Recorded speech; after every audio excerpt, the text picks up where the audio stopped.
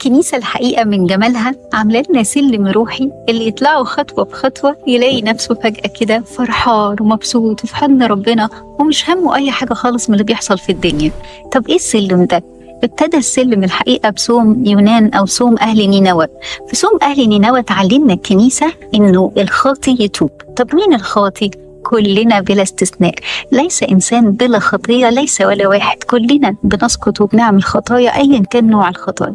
طيب بعد ما نتوب نبتدي ناخد السلمة التانية. ده صوم صغير، لكن يجي بعد صوم كبير بقى اللي هو صوم 55 يوم اللي هو الصوم الكبير. في الصوم الكبير الخاطي يجاهد، لأنه الموضوع مش فكرة إني بتوب كده هي لحظة توبة وخلاص أو انفعال، لا، توبة محتاجة جهاد، محتاجة إني أفضل أجاهد أجاهد أجاهد علشان آخر الصوم يبقى في أسبوع بقى مهم جدا.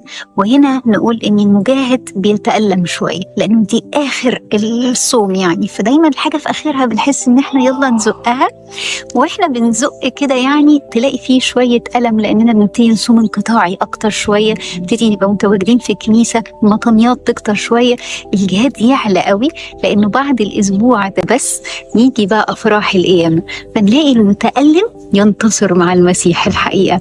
وبعد ما ينتصر مع المسيح في القيامة تبدأ فترة الخمسين، فنلاقي نفسنا طلعنا سلمة تانية، السلمة التانية فيها بقى المنتصر يفرح. ففترة الخمسين فترة فرح. بعد ما نعيش حياة الفرح في الخمسين نلاقي الفرحان يصعد وينمو، وده في عيد الصعود. وهنا المنتصر ينمو، والحقيقة نلاقي نفسنا ننمو في الروح وننمو في معرفة ربنا.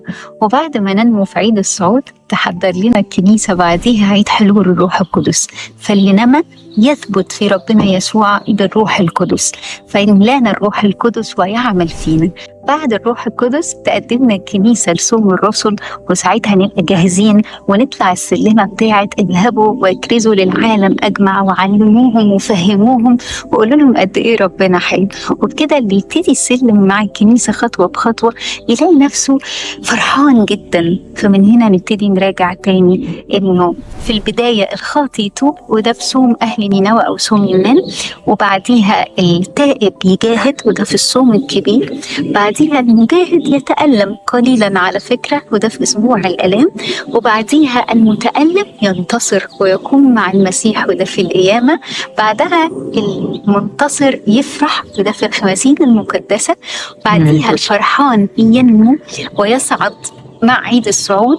وبعدها اللي بيصعد وينمو يثبت في ربنا يسوع بحلول الروح القدس الباراكليت. وبعدها اللي ثبت في ربنا وحل فيه الروح القدس ما يقدرش يمسك نفسه عن التبشير والكرامة لكل العالم أجمع، وده في صوم الرسل. الشاطر اللي يمشي خطوة بخطوة، وحتى اللي فوت أي حاجة يلحق يكمل معانا، واللي ما لحقش السنة دي يفتكر كويس في السنة الجاية. اوعى تفوت الصوم والحاجات الحلوة وتبقى فاكرها حاجة تثقلك، لكن العكس دي حاجة تطلعك سلمة سلمة سلمة لغاية ما تبقى فرحان ومبسوط. كل سنة وانت طيب.